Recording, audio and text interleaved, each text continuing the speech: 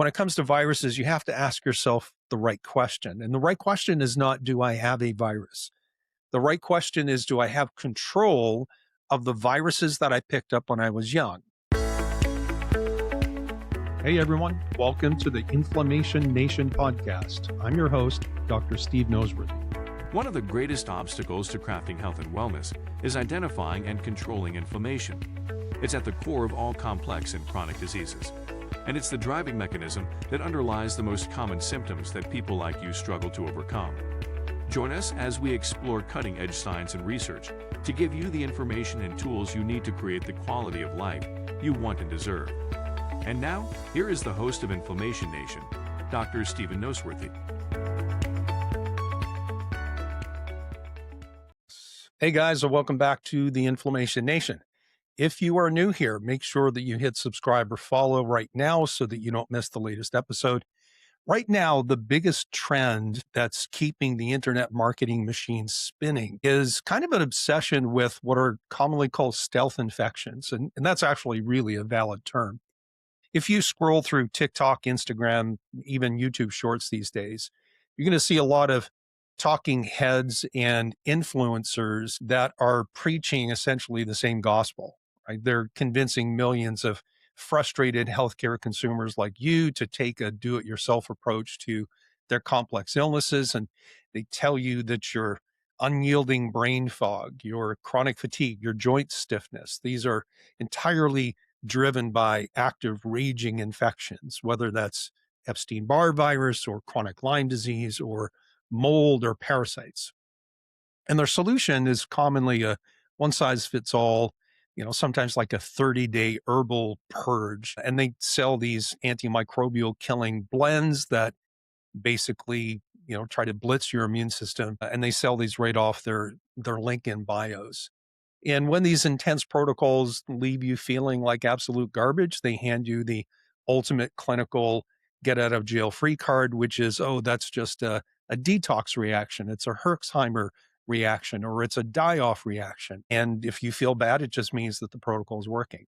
And to be honest, there is some truth to that, right? Sometimes that actually is the right answer, but a lot of times it's not. So we want to do a little bit of a clinical reality check. Feeling worse during a protocol isn't always a die-off reaction. It's not always that Herxheimer reaction that people talk about. Sometimes it means you're burning down the house just to kill a spider. That's the clinical reality. And so, like going on an antimicrobial killing spree in a body that's already chronically fatigued and chronically inflamed and immunologically incompetent is sometimes a pretty good recipe for a systemic metabolic crash. And I've said this on episodes before that good strategies often fail in functional medicine simply because they're the right thing at the wrong time or simply done the wrong way. And just to run the risk of beating a dead horse, you can't out-medicate, out-supplement, or out-hack a frozen and fractured metabolic foundation. And don't get me wrong, I am all for people taking ownership of their health, right? Everybody should. But sometimes that means working in some capacity with a well-trained functional medicine expert. And that's especially the case if you happen to have a stealth infection, something like Epstein Barr or some other virus that likes to hide out in your tissues. When I was young and I was just starting to get into lifting weights and fitness, I would buy the latest episode of Muscle and Fitness magazine, and I would read it cover to cover. And I would look at the routines that pro bodybuilders use to build world-class physiques. Not that I was trying to become a bodybuilder, but I made the mistake of thinking that for me to get bigger and stronger, I had to do what they did because they were the professionals. And, to be honest, it nearly killed me. And I had no business replicating the training routine of a professional whose only job in life was to train and sleep, and who was probably pharmaceutically enhanced to boot. In other words, there was a mismatch between what I needed and what I thought I needed. And many of you guys are doing the same thing with your health. In the last episode, I talked about why it's not always a good idea to just jump into longevity hacks that these online experts talk about when you haven't gone through the process of shoring up your foundation. And there are steps to take to solve your current metabolic challenges before it makes sense to focus on long term health. In other words, you need to build a foundation before you can throw some walls up and put a roof over your head. Today, I'm going to talk about something that is part of that foundational aspect, like the things you have to do before you can do other things. And that is the idea of stealth viruses. And I'll probably end up using Epstein Barr as an example, as a representative example. Certainly all viruses that fall within the herpes family, and Epstein Barr is a type of herpes. And just to be clear, not all herpes viruses are sexually transmitted, just to clear that up. So I don't want you to freak out if we talk about herpes or if you think, oh my gosh, I might have herpes. But we're going to talk about stealth viruses and what's called viral latency.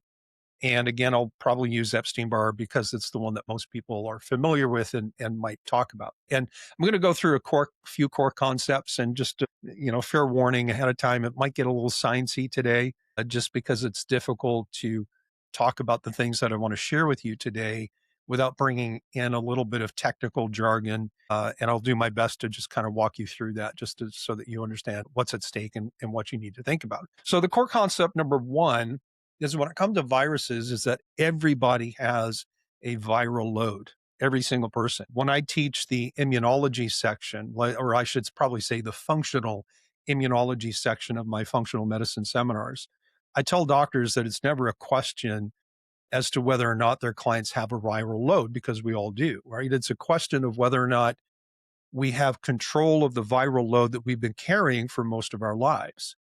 And if we look specifically at Epstein Barr virus, the typical North American picks this up by the time they're 20 years old, right? And if we look at a random sample of adults taken from any country in the world, about 95%, certainly over 90% of them are going to show evidence of Epstein Barr virus on a blood test. And that means that for you, if you're in North America or any of the developed countries, really, there's at least a 90 to 95% chance that you have Epstein Barr, and maybe you don't even know it. Now, you might be thinking, well, Epstein Barr, that's the virus that causes mono or mononucleosis, right? And I never had mono, so this is not applicable to me. Broadly speaking, only about 20% of people who carry the Epstein Barr virus actually get an acute infection. So that means that about 80% of the time you pick up Epstein Barr in childhood and you don't get mono. And so you can have Epstein Barr as part of your current clinical situation, your current set of symptoms and things that are changing your quality of life. And it doesn't matter if you had mono in the past or not, there's still an 80% chance that Epstein Barr is an issue for you. And so not getting mono as a teenager or as a young adult doesn't mean that Epstein Barr can't live in your body and then eventually reactivate at some point in life and then start to cause problems from that point forward. And in fact, it frequently does, especially if you have inflammatory and immune-based symptoms. And certainly the higher probabilities are higher if we're dealing with autoimmunities like Hashimoto's disease, for example, or multiple sclerosis, and so on. So other viruses kind of show the same pattern of being widely distributed among the adult population. And we pick up most of these when we're young and we carry them all our lives. And this applies to the entire family of viruses, including Epstein Barr, herpes simplex 1 and 2, herpes zoster or shingles, human herpes virus 6, which is a big one in autoimmunity, and it can even mimic mold and Lyme disease. And just to name a few more of these stealth pathogens that might not be, actually Coxsackie virus is part of the human herpes virus as well, but other stealth pathogens would be adenovirus or human parvovirus and chlamydia pneumonia and mycoplasma, and even streptococcus does kind of the same thing, although it might use different strategies. So other stealth infections like Lyme disease and co-infections like Bartonella, Babesia, that's an entirely different conversation, and they evade detection in other ways than what the human herpes viruses do. But in fact, all of the stealth infections that I just named use these very sophisticated strategic ways to evade detection by your immune system. And they like to live in certain tissues and certain tissue reservoirs, is the terminology that the medical literature uses. And honestly, it would take too long to go through all of that in detail. So suffice it to say that these organisms can infect joint and cartilage tissue. They can infect heart tissue, your pancreas, your liver, your nervous system, and a wide spectrum of both red and white blood cells, including things like T cells, B cells, and natural killer cells, which are necessary to get rid of the infection. A lot of these viruses infect your own immune system. They can also infect the mucosal tissue in the lining of your gut and your throat and your entire respiratory system, from your nostrils to your sinuses and all the way down into your lungs. And if I can take a moment to zero in on one specific group of you guys that are listening, let me talk to those of you who either suspect or know that you have Hashimoto's hypothyroidism. There are perhaps 5 viruses that have a tendency, or let's say more of a tendency, to infect and affect the thyroid tissue than others.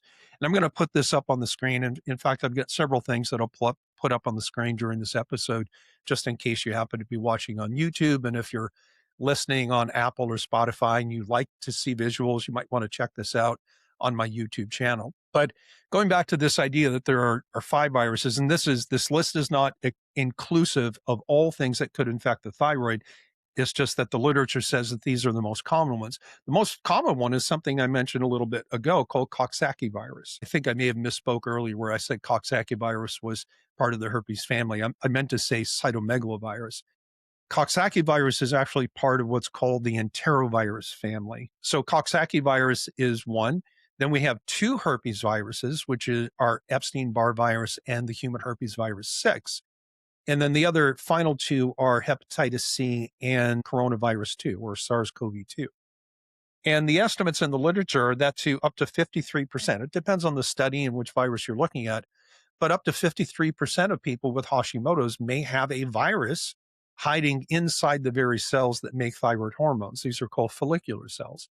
And this can both trigger Hashimoto's, like it could be the inciting event. You get an infection, it gets into your thyroid, and it causes the immune reaction that we call Hashimoto's disease, or it can perpetuate the Hashimoto's autoimmune thyroid condition if the trigger was something else. And so, for example, you can get Hashimoto's for some other reason, but if you harbor some of these chronic or latent viruses that then at some point reactivate, they're going to make your Hashimoto's worse. Not that they caused it, but that they perpetuate it and perhaps promote the autoimmunity against your thyroid. And we can insert any other tissue that's subject to an autoimmune reaction there. If there's a viral load, you're going to tend to have more, you'll have more of a tendency to have tissue flare-ups.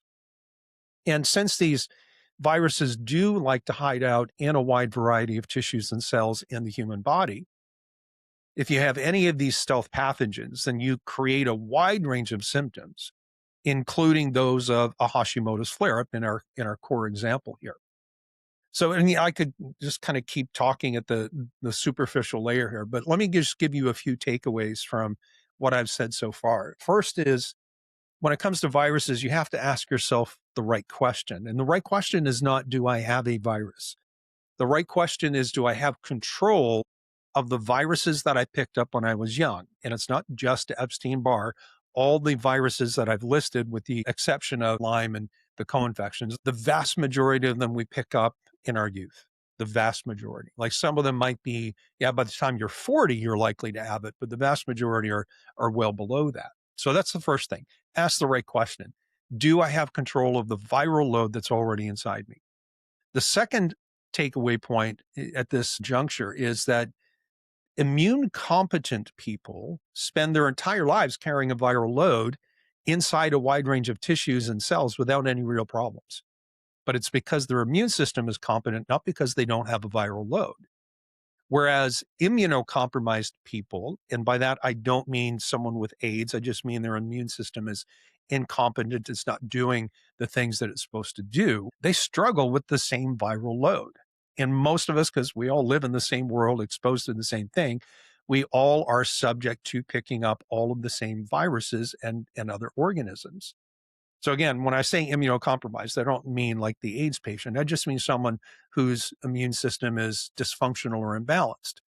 And that probably refers to most of you guys listening here today, right? People with chronic inflammatory, perhaps autoimmune conditions like Hashimoto's hypothyroidism are going to struggle more with the same viral load that, say, your neighbor has that doesn't have the same immune-based problems that you have. And the third takeaway is that since for most people we're talking about long-term and chronic viral loads, we can't expect these viruses to behave the same way as if you had a first-time acute infection, right? And this is one mistake that I see healthcare consumers making is that, like, someone might suggest to you that you have Epstein Barr, or maybe you have a blood test that says, hey, I've got a positive human herpes virus 6. You might research those things and look at a list of signs and symptoms online, but these are always written from the perspective of recent or acute or newly acquired infections. They're never written from the chronic standpoint. And the reality is that low-grade chronic latent or stealth infections don't act like the recent acute first infection. The main consequence in the chronic setting is some degree of low-grade, let's call it smoldering inflammation and immune dysfunction that usually doesn't create virus-specific symptoms, but rather through the inflammatory cascade amplifies your entire symptom picture, which is unique to you, not the virus. So let me say that again, because I think it's important enough to repeat at least once. The symptoms of a chronic latent viral load are sometimes not specific to a certain tissue, a certain system, and the inflammation from the low-level infections amplify your general symptomatology. So, for example, for most people with an Epstein-Barr reactivation, I don't expect to see mononucleosis. I don't expect to see that. I expect a flare-up of their general list of symptoms that, again, are unique to them and not unique to Epstein-Barr. Okay, so let's move into a couple of more concepts here. And I want to answer a couple of simple questions like, hey, what is a virus? How are they different, say, from a bacteria? And how do they live rent-free in my body? Well, the first thing to know about viruses, other than you have them, is that they're not the same as bacteria. They're different organisms. And this is one reason why antibiotics, which are designed to kill bacteria, don't work on viruses. And in fact, if you go to a medical doctor and you walk in with a cold or a flu, there's 80 plus chance that it's viral. And if they offer you an antibiotic, either they don't know what they're doing, or according to some studies that have been done in the past, they feel like they should do something. And so they just offer an antibiotic. And then sometimes they'll say, well, go on the antibiotic in case you get a secondary infection, like a secondary bacterial infection, which certainly can happen. But on its face, it's just not the right thing to do. Antibiotics don't kill viruses, period. So here's the key difference between bacteria and viruses. Bacteria are living organisms with their own metabolic systems that let them make energy in the form of ATP. You've heard me talk about this before. And their own proteins for building block and repair. So they are metabolically active, they're living organisms, and so on. Viruses are not. Viruses are not even alive, if you can believe that. They lack the metabolic machinery to make their own energy, and they can't make their own proteins for even replicating or duplicating the cells.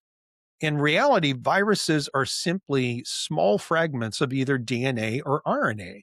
It's genetic material. That's what a virus is. It's a small fragment of either DNA or RNA. And what viruses do is they infect cells and they hijack the cell's own genetic and metabolic machinery for their own purposes. They use that host cell's DNA to replicate. They make multiple copies of themselves, and those can either persist within that host cell or they can break out of the cell to infect other cells and repeat the process. But a virus is not alive in the sense that a bacteria is. Here's a useful analogy. A bacterium is like a self-driving car. It has its own engine, fuel system, and navigation. And a virus is like a carjacker.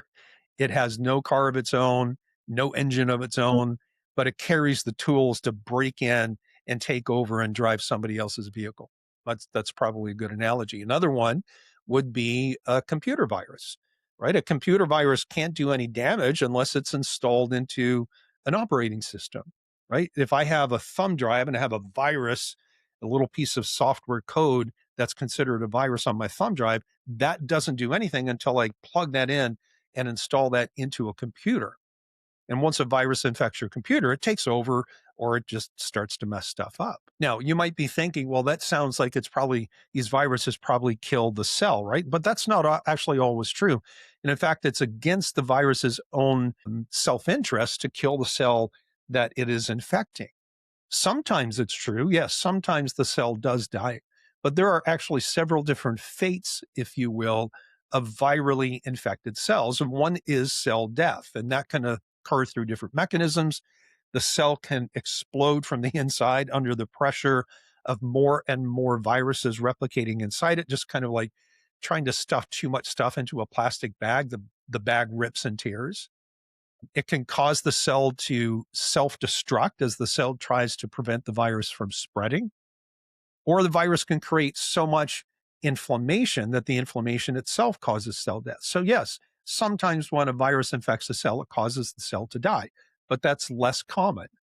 Another fate is where the virus actually keeps the host cell alive, but it hijacks enough of the internal machinery and devotes it to replicating themselves and promoting more infection. And this reduces the functionality of the cell itself because you're stealing resources away from the cell to promote the virus. And the cell then spends more and more time and energy doing the will of the virus rather than what the cell itself was programmed to do. This would be like some kind of an alien invasion story where an alien sucks onto somebody's face and takes over the host and basically is the driver in the driver's seat.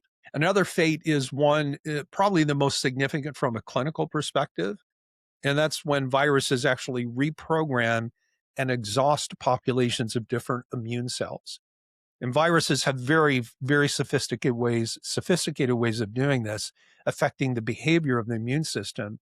And it also depletes their resources and creating a pro-virus environment, meaning that over time, the immune system loses the population of cells designed to kill viruses, things like cytotoxic T cells or natural killer cells. And the virus produces chemicals, or the virus causes the cell to produce chemicals that drive low-grade inflammation and what's called immune tolerance, meaning that the immune system looks at the virus and doesn't really care that it's there. And the final fate that I want to touch on is where the cell survives and the virus goes dormant and actually stops replicating. This is a concept called latency. And you may have heard me talk about latent viruses or latent infections in the past. But this concept of latency is something that I want to go into next so that you can understand why it can be so confusing, not just for you, but for your clinicians to look at a set of labs and look at, say, an Epstein Barr panel and come to the wrong conclusion as to whether or not it's a problem. But the key insight is that killing cells is actually the least sophisticated thing a virus can do.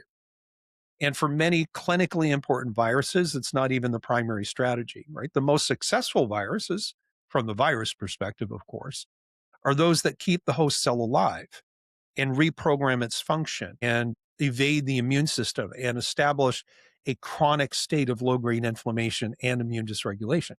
And this chronic subthreshold inflammation is sufficient to recruit regulatory immune cells, but insufficient to clear the infection. It's a stable state of dysfunctional equilibrium, if I could use those terms altogether. All right, another core concept. How do these viruses persist? I said earlier, posed the question, how do viruses live rent-free in our bodies? Latency is one way. Another way is called immune evasion. We're not going to go through the specifics of that because I'm going to focus now in on the herpes family of viruses and the main strategies that things like Epstein Barr and herpes simplex and cytomegalovirus and human herpes virus 6, things that these all share in common as to how they can live rent-free in your body, right? So this concept of latency, it's very complex, but it was first described in the medical literature back in the 1920s. So this is not a new concept, but it's an old concept that has continued to be studied for the last 100 years. And every decade or so, they figure out more of how these latency programs start to work, right? So our understanding of this has developed in stages over the last 100 years. And most of the breakthroughs came around the turn of this century, around the year 2000 or so, give or take. And again, researchers continue to refine this with the most recent papers giving us a lot more clarity coming, say, within the last 5 years or so. Now, having said that, this concept of latency is not well understood by most practitioners.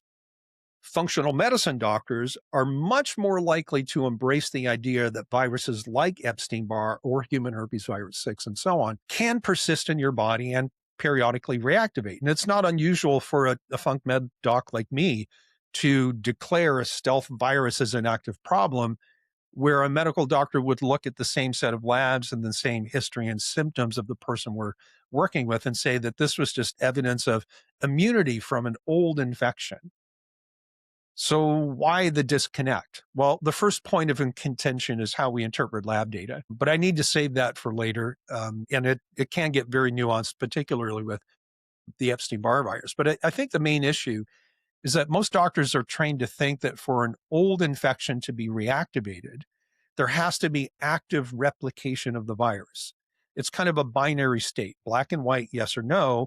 The virus is either dormant or it's active and replicating, making copies of itself and try to expand the infection. And this would be indicated by two things on labs: a rise in an antibody type called IgM and a viral count, like a PCR test, that is higher than baseline, right? So in the conventional medicine world and conventional immunology, they look for those two things, like a higher PCR count over baseline and an elevated IgM antibody test type. So if you went to your medical doctor with suspicions of an Epstein-Barr activation, they would run an Epstein-Barr panel. But if you didn't show an IgM antibody response, you would be dismissed. Well, it's not an active infection. Now, in the interest of transparency, I am fudging this a little bit because Epstein-Barr testing is quite nuanced and individual doctors might differ. This is just kind of the general trend in conventional medicine, but just kind of go with me for the moment.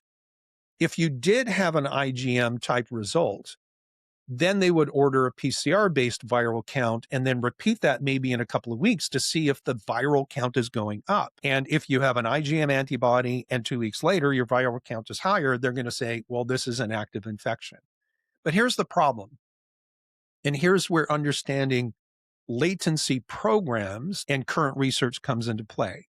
And it turns out that, again, Epstein-Barr and all of the herpes viruses run 4 different latency programs, and they're labeled latency 0, 1, 2, and 3. And I'm going to throw a graphic up on the screen for those of you guys who are watching in a visual medium. So let's start with latency 0. Latency stage 0 represents the situation where we have healthy people who are carrying some kind of herpes virus like Epstein-Barr, but they have healthy and competent immune systems to keep that in check. And in this stage, the virus is essentially in your cells, scattered throughout your body, but it's essentially asleep. It's really not doing anything other than surviving and quietly resting. In latency stage 1, Epstein-Barr and other herpes viruses, I'll probably just refer to Epstein-Barr from this point forward, it's still sitting quietly inside your cells, just hanging out, not messing up with anything, but it's preparing to become active, but it's not active yet. It's a preparatory stage. And it's still immunologically and clinically quiet. There are similarities, of course, between latency 0 and latency 1, simply because there's no clinical manifestation. Latency 3, I'm going to skip 2 here for a second, but latency 3, that program is where the virus now is actively replicating. And this can, in some cases, mimic an acute infection. But remember, in the chronic setting, when a virus reactivates, the symptom picture is more about you and amplifying what you're already experiencing than recreating the symptoms of an acute infection.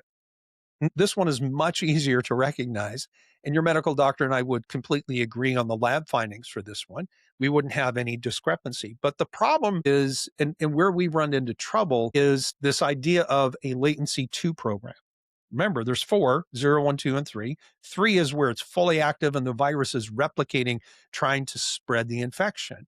In latency program 2, the virus is active, but it's not replicating itself. The virus uses the host cell to make regulatory proteins that shift your immune balance into a state of inflammation and dysregulation, and which can exhaust the very cells the immune system uses to try to kill them. But it's not actively replicating, which means it's not going to show up on labs as an active infection. That's because the immune system still doesn't see it. And what's important to know about latency too is that there is no active viral replication. So the virus is active in the sense of causing inflammation, causing immune dysregulation, causing immune cell exhaustion, but the infection isn't growing in the sense of the active replication. And it's not going to change your labs to show an acute infection, which means that the classic old school guidelines of how to interpret Epstein Barr virus testing is ill equipped to discover and understand a viral load that's running a latency 2 program. Now, just in case you've had an Epstein Barr virus panel done, or if you happen to be a practitioner who's listening, because I know I do have a lot of practitioners listening, let me quickly go over what makes a good Epstein Barr virus panel. It's pretty much universally agreed upon. There are 3 markers, and I will put this up on the screen for you. There are 3 markers. One is called the EBV, or Epstein Barr virus VCA, that stands for viral capsid antigen. There's what's commonly called EBNA, EBNA, that's the Epstein Barr nuclear antigen. And then there's the Epstein Barr virus early antigen. Sometimes it's just abbreviated as EA or EBV EA on your labs. And again, I'll throw a graphic up on the screen for you. EBNA, EBNA, is expressed in all 3 latency stages, and we can't use that to distinguish any of them. So if EBNA is elevated, doesn't matter how high it's elevated, we can't tell if the virus is in latency stage 0, 1, 2, or 3, because it's expressed throughout the entire one. In essence, the Epstein Barr virus blood test is actually really only helpful in 2 clinical scenarios. One is finding an initial acute infection, and the other is finding a full-blown reactivation when the virus comes out of latency 2 programs into the replicating stage of latency 3. So you know 2 times that this test is actually helpful for us. All the other times, and all the other people out there that are suffering from active but not replicating latency stage 2 infections, the labs don't help us. What the test can't do is find Epstein-Barr and other herpes viruses in their active stealth mode, where the virus is present, but it's not replicating, but most certainly has hijacked your cells and is actively messing around with your immune system. And that is the very nature of the latency 2 program. These are the hardest to find, but they're perhaps the most clinically meaningful. And I can't tell you how many clients I've worked with over the years who fall into this category of complex and chronic inflammatory symptoms, and who have done the gut cleanses and the detoxes and the whatevers, and maybe even had labs, and they never really progressed. They got stuck at a plateau of recovery, and they didn't overcome that until we dealt with their viral latency. Now, of course, you might be sitting there going like, oh my gosh, yes, that's me. Tell me what to do.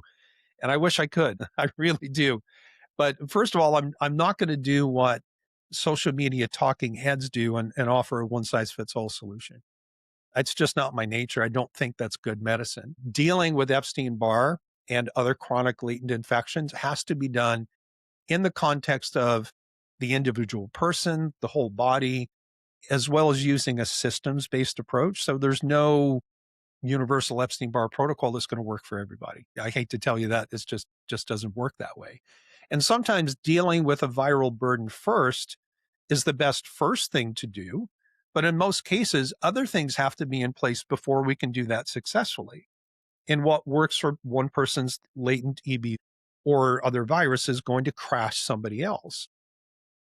If you've been listening to me long enough, I hope you understand and really, really, truly understand there is no one size fits all. And the really, truly high level functional medicine is not based on canned protocols, but it's based on a personalized journey that personalizes and prioritizes your plans for your diagnostics, for your diet and your lifestyle, as well as supplementation recommendations. So let me just kind of summarize here and clue up. Like stealth viruses like Epstein-Barr and others, they're the real deal. And they, in many cases, they're the linchpin in any given particular case. Like you're not going to progress and get better past a certain point unless you deal with it.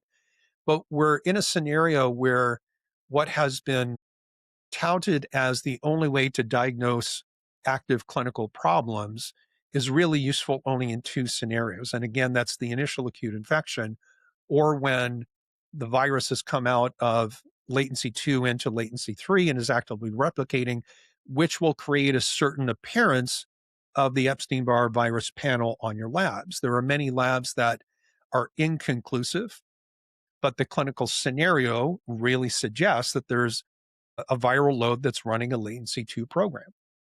Maybe at some point we'll be able to figure out a way to test for those things.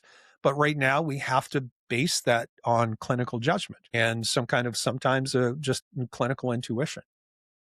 So if you feel like you are stuck and you're not progressing and you've done what you think you should be doing, or maybe you've already worked with someone in the functional medicine world and you've only gotten so far and they've told you, no, you don't have the Epstein Barr, you don't have herpes simplex, you don't have human herpes virus 6 or Coxsackie virus or adenovirus or cytomegalovirus or any of these things that display some kind of either latency programs or tissue persistence and immune evasion, then maybe it's time to start to focus on that. And I'm not saying every one of you are going to find, like, that's not the pot at the end of the rainbow for everybody, but for some of you it is, right? And so you need to take that seriously.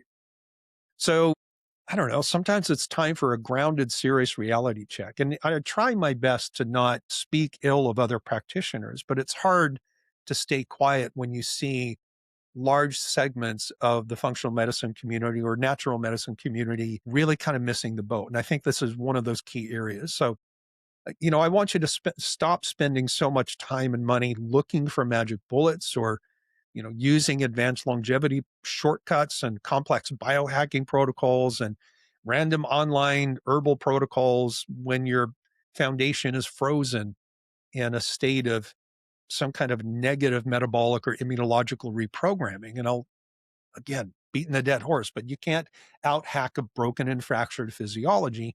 And sometimes the viral load is part of that. Crafting wellness is not the same thing as managing a disease or using biohacking shortcuts. It requires finding your unique root causes, or I should say root cause disruptors, building metabolic resilience, and moving step by step through a real journey that focuses specifically on certain things at certain times in that process. And, when clients work with me directly one-on-one, I'm the one who dives deep into your medical history. I'm the one who reviews all of your functional diagnostics. I'm the one who walks with you through every single phase of your journey. And since I don't have any staff, I'm the one who responds to all of my requests and texts and emails personally. And if you're ready to stop majoring in the minors, to focus on the things that are really true important before you do the fine-tuning stuff, if you're really ready to finally fix the root causes that are driving your chronic symptomatology, you can reach out to me anytime. Like don't wait for next year or next month to reset your health. Like you can look in the episode description right now. You'll find my direct number, my email, a link to my secure online web request form where you can request a text back from me or a consultation to get scheduled, and fill that out and we'll see if it makes sense to set up a one-on-one Zoom call. And we'll figure out exactly what your personal journey looks like and how we can get you back to a state of vitality. Well, that's it for today. Thanks, guys, for listening to me right here on the Inflammation Nation. Stay safe, and we'll talk to you soon. This podcast is for general informational and educational purposes only and does not constitute the practice of medicine in any form or capacity. No doctor-patient relationship is formed. The use of the information in this podcast or any materials associated with or linked to the podcast is at the listener's own risk. The content of this podcast is not intended to be a substitute for professional and personalized medical advice, diagnosis, or treatment, and listeners should not disregard or delay obtaining proper medical advice when a health condition exists and warrants that. And finally, functional medicine is not intended or designed to treat disease. but rather is a natural approach to support restoring health and wellness. The use of diet and lifestyle modifications and nutritional supplementation is supportive or adjunctive care.